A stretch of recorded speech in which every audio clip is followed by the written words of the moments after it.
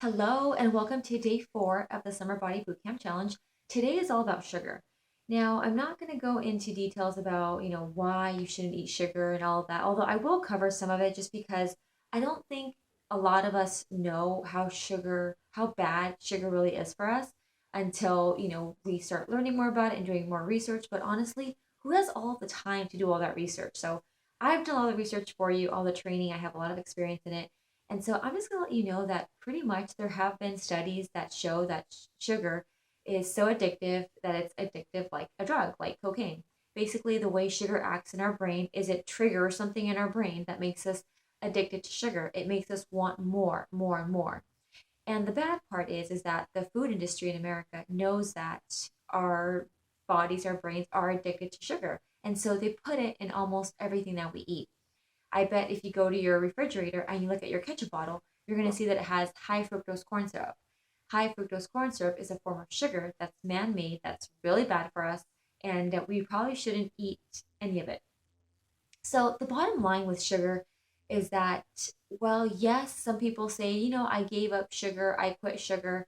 What I learned is that it doesn't mean that they don't eat any sugar. It just means that they've given up processed and refined sugar, which is a lot different from natural sugar that comes from whole foods and natural sources, such as fruit. Okay. Carbohydrates are naturally a form of sugar. It's just the difference is in how our body processes that form of sugar. So when I say that I, have decreased my sugar consumption, what I mean is processed refined sugar. And I want to empower you and encourage you to also try to decrease your consumption of sugar because, like I said, it's a drug.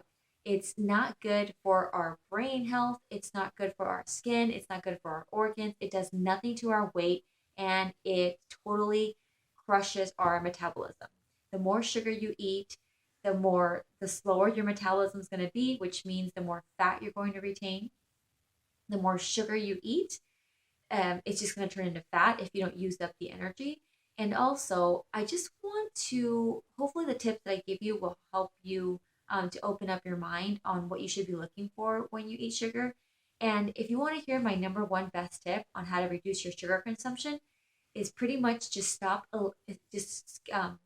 eliminating processed foods and walk through your daily routine and start being a detective. Start looking for opportunities in areas where you might be eating sugar that you didn't even think of.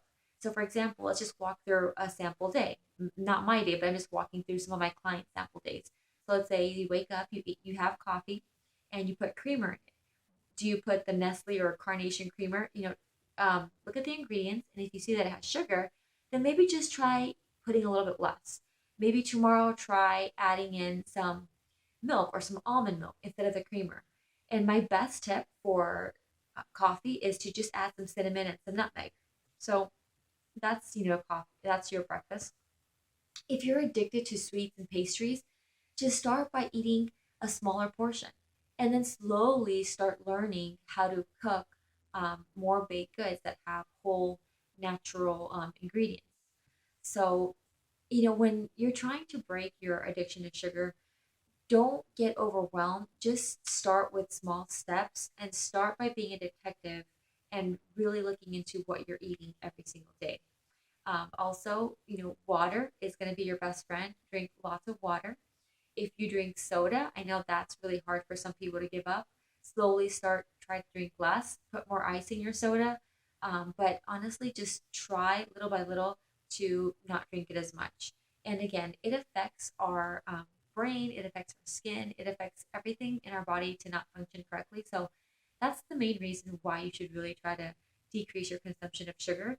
And don't get overwhelmed with, well, does fruit have a lot of sugar? Because honestly, I know that you're not likely to eat 10, containers of strawberries, but you're probably pretty likely to eat, a whole bag of Skittles before you even know it.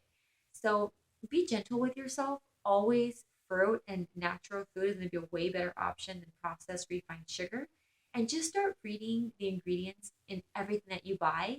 Also, the less processed foods that you buy means that the less ingredients and less research you're going to have to do by reading the ingredients label. Let me know what questions you have in the Facebook group, Healthy Confident Women. But honestly, I'm going to be talking more about sugar in the Facebook group when I go live.